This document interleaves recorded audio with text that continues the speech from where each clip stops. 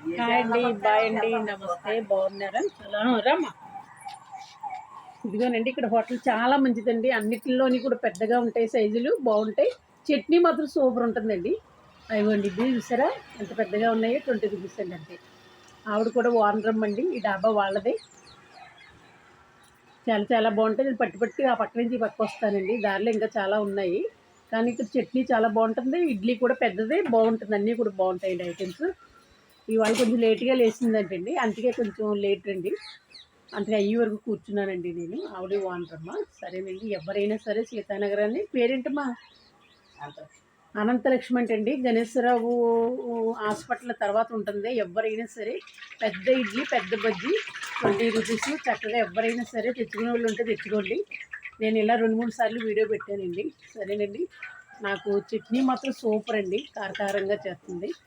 మనం ఏది తిన్నా చట్నీ కారంగా ఉంటే తినబుద్ధి అవుతుందండి. ఇడ్లీ కూడా పెద్దది, బజ్జీ కూడా పెద్దది, వేడి వేడి అండి. ఎవరున్నా సరే చక్కగా వచ్చి పట్టుకెళ్ళండి. సరేనండి, హాయ్ అండి, బాయ్ అండి. లంకూరు దగ్గర అండి, హాస్పిటల్ దగ్గర. దారిలో ముందులో పెట్టేదండి, ఇప్పుడు కొంచెం వెనక్కి వచ్చారు.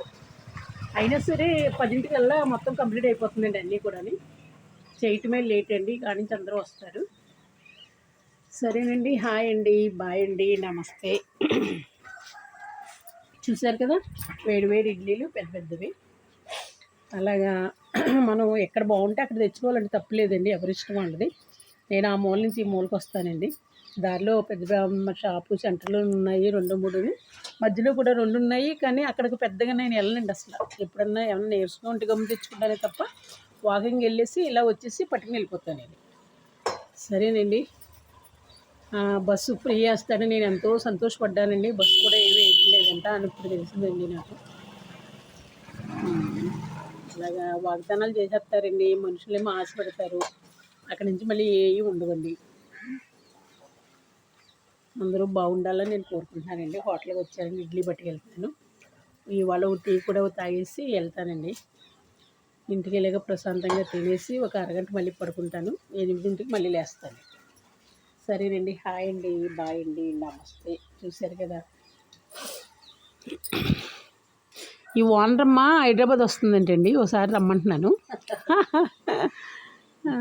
ఆవిడ సరదా అయిన మనిషి అండి, యాక్టివ్గా ఉంటుంది.